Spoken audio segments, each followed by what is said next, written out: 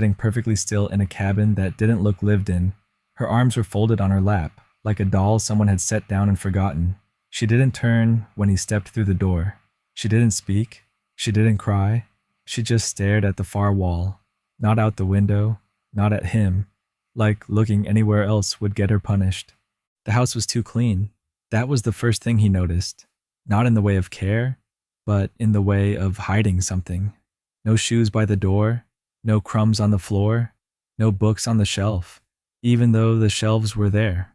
The windows were latched shut, not from the inside, but with chains fastened into the wall. Every curtain was pinned down. The girl had a name, but she didn't say it. When he asked, her lips twitched like she almost remembered how.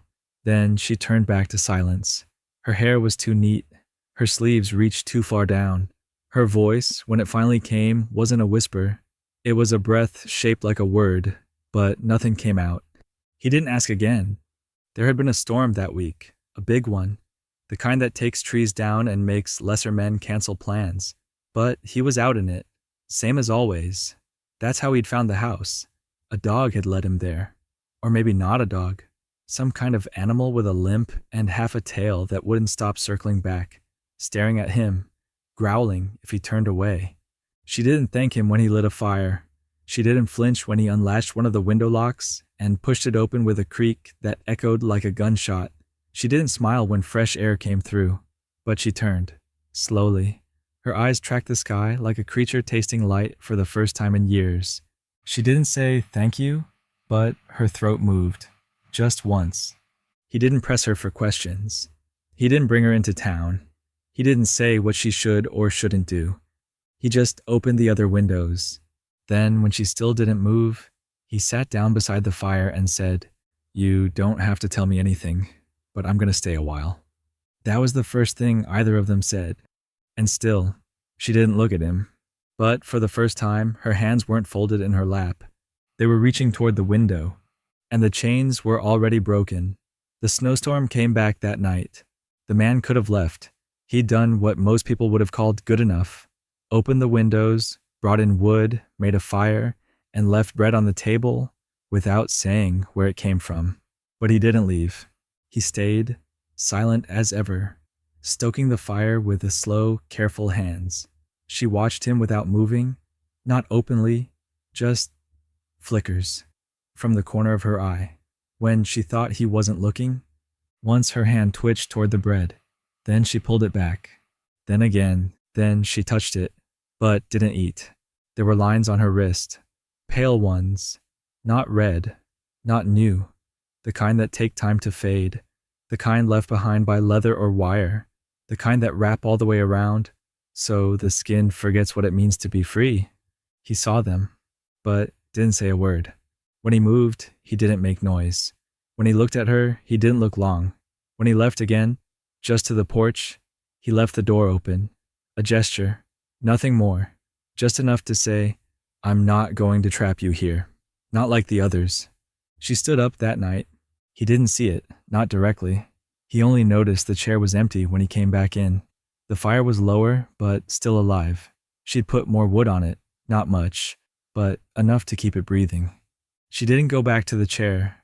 She was sitting now on the floor, close to the heat, still silent, still watchful, but her eyes were on the fire, not the door. He took off his coat and hung it on the nail by the door. Then he sat across from her, by the hearth. They stayed like that. No words, no names. Just two people watching the same flame. She didn't sleep that night. Neither did he. But for the first time, she wasn't watching the window. And her hands, though they still trembled, were open. When morning came, the snow had stopped. The windows stayed open. The chains on the floor hadn't moved. And the bread was gone. Every last bite. The third day came with sun. It wasn't warm, not really. But sunlight after storm always feels warmer than it is. She stood in it for the first time. Not just near the window, but in it. Arms folded, thin shadows on her cheekbones. Her eyes narrowed, adjusting to the gold she hadn't seen in what might have been months. The mountain man didn't interrupt. He was outside, chopping wood again, same as yesterday. Not rushing, not loud, just a steady rhythm. Axe, crack, breathe, repeat. She opened the door on her own, slowly, carefully. The sound of the wind didn't make her flinch this time. She just stood there, her toes barely across the threshold, watching him. He didn't turn around, but she knew he saw her. She stepped outside, not far, just 2 steps. She stood on the porch where the snow had been swept clean and placed both hands on the railing like someone testing the strength of something they used to lean on. He said nothing, but he moved to the side, chopping further away, like giving her space. She didn't go further. She just stood in the air and looked around, not down the mountain, not toward the road, but toward the trees. That's when her breathing changed. Not panicked, not sharp, just slower, measured. He came back inside an hour later, his boots caked in snow. She had returned to the hearth, but this time she was sitting on the chair again, not the floor. There was a blanket wrapped around her shoulders, one he'd left folded days ago but hadn't offered. She'd chosen it herself. And on the table beside her, next to the bread she hadn't touched yet, was the chain. Not worn, not dragged, just placed, carefully, as if she'd carried it across the room herself. He didn't touch it. He only sat across from her again. She looked up, just once, right into his eyes. Still no words. But the message was loud. She didn't want to run. She just didn't want to be caged again. And he, without speaking, gave her his answer. That night, the fire burned low, not because it was dying, but because the wind had settled. For the first time since she arrived, the mountain didn't groan under the weight of a storm. The cabin breathed, and so did she. She hadn't spoken since the night she arrived. Not a single word. Until now. She was sitting at the table, same spot, same blanket draped over her shoulders, but her hands were different, palms open, fingers loose, like someone whose body was starting to remember what softness felt like. The mountain man poured her a cup of warm broth, set it down, sat across from her, nothing unusual, but then, without warning, she whispered something, so low it barely reached the other side of the table. He didn't ask her to repeat it. He just waited, and then she said it again, clearer. One word, a name, the baby's name. She didn't cry when she said it. Her voice didn't break. It was steady, almost too steady, like she'd been holding it in so tightly that when it finally came out, it was carved, not spoken. He nodded once, just once, and she kept going. Still no sobbing, just story, a quiet one. She told him about the attic where she'd been kept, about the whispering through walls, the shadows under doors, about the baby being taken, not by strangers, but by family, the same ones who said it would be better this way, that the world wasn't kind to girls like her, that her silence meant consent, that her fear meant guilt. She didn't beg for belief, she just told it. He didn't interrupt, not once. By the end, she was shaking, not from the cold, but from the release. The kind of tremble that happens when something is no longer inside you, but outside, spoken and real. When she finished, he stood, went to the fireplace, and took the chain from the hearth where she had left it earlier that day. He didn't throw it out. He didn't hide it. He walked to the back of the cabin, opened the old trunk where he kept rusted tools and broken things, and placed it gently inside. Then shut the lid, and locked it, without a word. She didn't thank him. That wasn't the point. But she did do something new. She stood up, walked to the window, and opened it. The cold touched her face. The mountain breathed out. She looked out across the pines. Her hand rested lightly on the sill, eyes half closed, and for the first time in a very long time. She didn't feel watched. She just watched. The sun didn't rise that morning. Not really. It bled.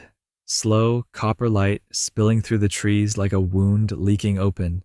The cold was thinner, but it hadn't left.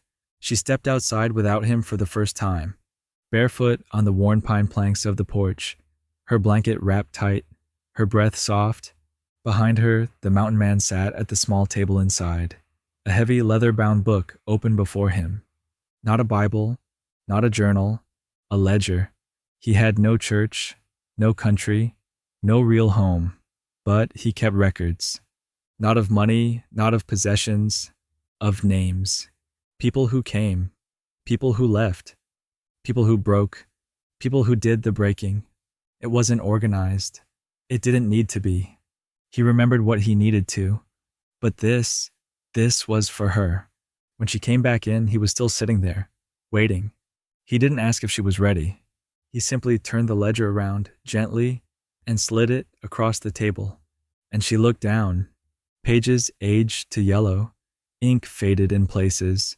No order, no explanation, just names. First names, last names, town names.